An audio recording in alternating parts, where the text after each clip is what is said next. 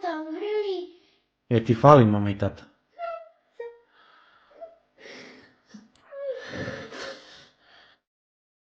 Najviše od svega bih voleo da imam kupatilu gdje lepo da se kupam.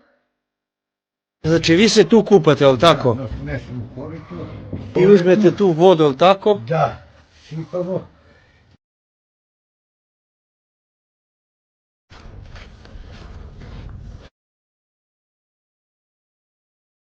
Jel bi volao mama tvoja da bude s tobom sad?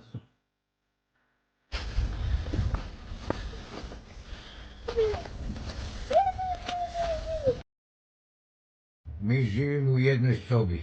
Ja što bi najviše volio to je da nemamo kupatilu, da moj Stefi ima svoju sobu i svoje kupatilo. Nemoj da mi plačeš. Dođi, zagrli me. Dođi. Tako bre.